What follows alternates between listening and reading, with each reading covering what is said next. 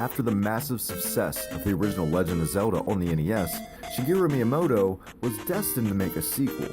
When he went in to make the sequel, however, he was determined to make a game completely different from the first one, and he succeeded at that. Today on Hibiki Quickie, we're going to take a look at The Adventure of Link.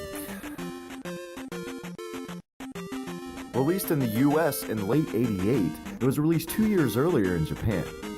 Zelda 2: The Adventure of Link features a more grown-up version of Link, and it was totally the script was flipped on this game, as it was now a side-scrolling action platformer instead of an overhead world. Now, as a kid, I went into this expecting like the first Zelda game, and man, was I in for it.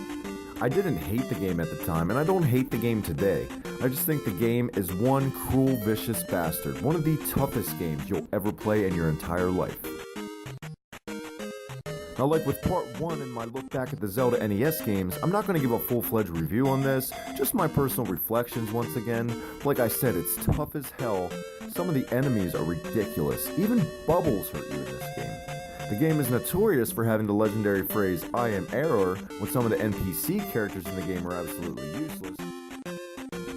To travel from stage to stage, man, there are some overworld aspects to it, but these graphics do not hold up and are very disappointing considering it's a Zelda game. But at the time, it was good enough. Good enough that this was one of the most popular games released in 1988.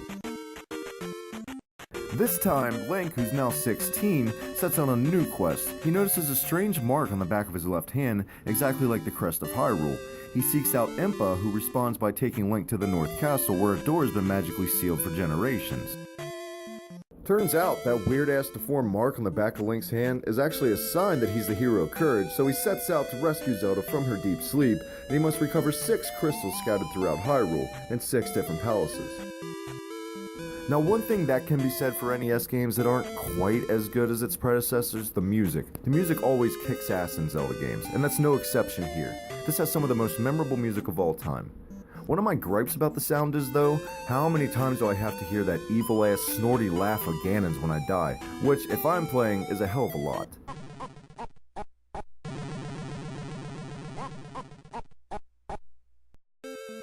Wait till you get to the very end with Dark Link, your Shadow, which is one of the hardest boss fights in history, if you don't know the right way to do it. You'll spend plenty of your time getting your ass kicked here over and over, believe me. Whether you're on the fence or straight up hate or love Zelda 2, there's no denying that this game also brought a ton of new features to the series, like spells. You get 8 when you're equipped with all of them, you can turn into a fairy, all kinds of stuff. You can actually level up in this Zelda game. So this is a look back at Zelda 2, the last part in our look at the NES Zelda games. In my opinion, it falls a little short compared to the first, namely because of the difficulty. The first was just so damn good. On Hibiki Quickie next time, check it out when we're going to take a look once again at Sega Genesis.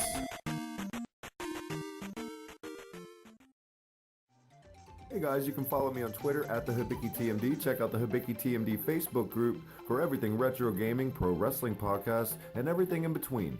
Thanks for watching another video, and thanks for stopping by on Hibiki TMD. Hey, what is going on?